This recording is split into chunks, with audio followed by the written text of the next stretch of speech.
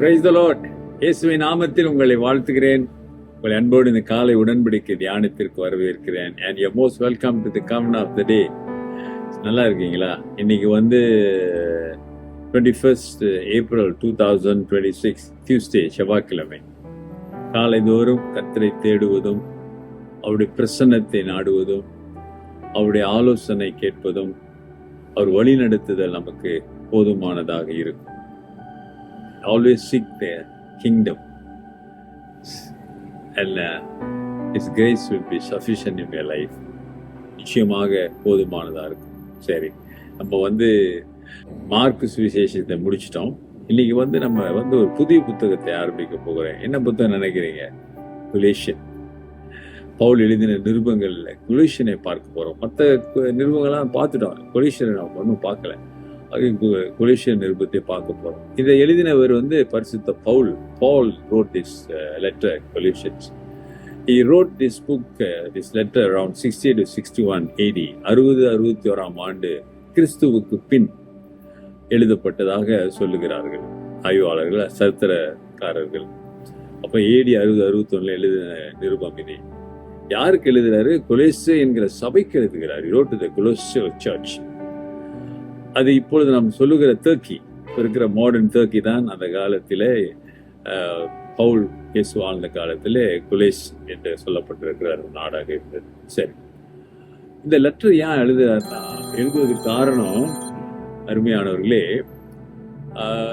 அங்கே கிறிஸ்தவம் ஏற்றுக்கொண்டு சபைகள் வந்து கொண்டிருக்கிற அந்த சமயத்துல என்ன நடந்தது? அப்ப பவுலுக்கு செய்தி வருகிறது.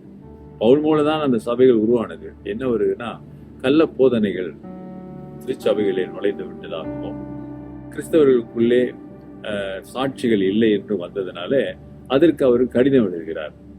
2 அதிகாரம் பார்த்தீங்கன்னா அந்த திருப்பு கொள்கைகள், தப்பான கொள்கைகளை பற்றி பேசுறார் இந்த 2 சாப்டர்ஸ்ல.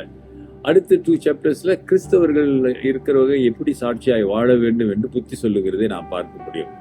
ஆகவே இந்த 4 அதிகாரத்துல நாம் ஒரு வசனமாய் பார்க்க போகிறோம். சரிங்களா?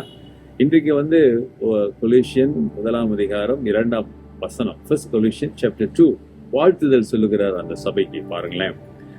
To the saints and faithful brethren in Christ who are in Colossae, grace to you and peace from God our Father and the Lord Jesus Christ. Hallelujah. கொலோசே பட்டணத்தில் கிறிஸ்துவுக்குள் பரிசுத்தவான்களும் விசுவாசிகளுமாய் இருக்கிற சகோதரர்களுக்கு எழுதுகிறதாவது, நம்முடைய பிதாவாகிய தேவனாலும் கர்த்தராகிய இயேசு கிறிஸ்துவினாலும் உங்களுக்கு கிருபையும் சமாதானமும் உண்டாவதாக. ஆமென்.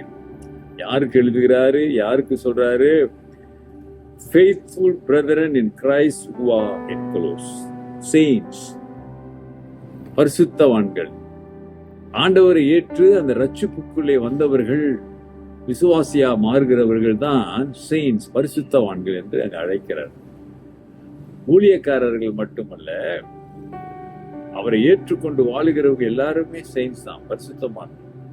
அப்ப ஆண்டு வசனம் சொல்லுகிறது, பவுல் எழுதுகிறது, பரிசுத்தவான்களே, விசுவாசிகளே, நான் உங்களை வாழ்த்துகிறேன். எப்படி வாழ்த்துறாரு? பிதாவுடைய கிருபையும் கிறிஸ்துவினுடைய ஆசீர்வாதம், ஆண்டவராக இயேசு கிறிஸ்துவினுடைய ஆசீர்வாதமும் உங்களுக்கு இருக்கும். அல்லேலூயா. ஆமாதானே? நம்முடைய பிதாவாகிய தேவனாலும் கர்த்தராக இயேசு கிறிஸ்துவினால் உங்களுக்கு கிருபையும் சமாதானமும். இயேசு வந்ததுக்கு காரணமே சமாதானத்தை கொடுப்பதற்காகத்தான். ஆகவே நீ நானும் அந்த சமாதானத்தை இழக்க கூடாது. இழந்தோமானால் நமக்கு சமாதானம் இல்லை என்று தானே பொருள்.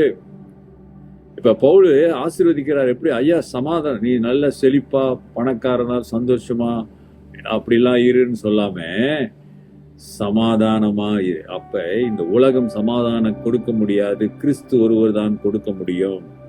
ஆகவே ஆண்டவருடைய கிருபை, ஆண்டவருடைய சமாதானத்தை பெற்றுக்கொள் என்று சொல்லி ஆசீர்வதிக்கிறார். அந்த ஆசீர்வாதம் உங்கள் வாழ்க்கையிலும் நம்ம எல்லாருடைய வாழ்க்கையிலும் இருக்க வேண்டும். ஆண்டவருடைய கிருபை, ஆண்டவருடைய சமாதானம். கொலோசியரை நாம் படிக்க போகிறோம். ஆண்டவருடைய கிருபையின் சமாதானம் உங்களுக்கு இருக்கட்டும். பரிசுத்த ஆவியானவர் பரிசுத்த பவுல் மூலம் சொல்லுகிற ஆலோசனைகளை கேட்டு நாம் மாற வேண்டிய இடங்களிலே மாறவும், திருந்த வேண்டிய இடங்களிலே திருந்தவும், ஏற்றுக்கொள்ள வேண்டியதை நாம் ஏற்றுக்கொள்ள நாம் ஒப்பு கொடுக்க வேண்டும். When God's words speak to us, dear brother and sister, we need to see where to repent, where I need to change, where I need to receive. So we have to commit, dear brother and sister. நாம் ஒப்பு கொடுப்போம். ஒப்பு கொடுங்க. கர்த்தர் இந்த கொலோசியர் நிருபத்தின் மூலம் உங்க வாழ்க்கையில பெரிய காரியங்களை செய்வார். ஜெபிப்போம். நல்ல ஆண்டவரே, இந்த காலை வேளைக்காக நன்றியோடு துதிக்கிறோம். துதிக்கான மகிமை நமக்கு உண்டாகட்டும் ஆண்டவரே.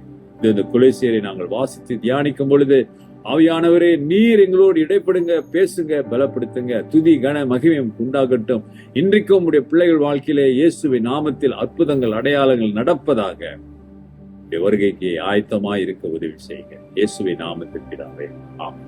நமது ஆண்டவராகிய இயேசுவினுடைய கிருபை, பிதாவின் அன்பு, பரிசுத்தாவின் ஐக்கியம் உங்களோடு உங்களை ஆசீர்வதித்து காப்பதாக. என் ஆத்துமாவே கர்த்தரை ஸ்தோத்திரி, என் முழு உள்ளமே பரிசுத்த நாமத்தை ஸ்தோத்திரி.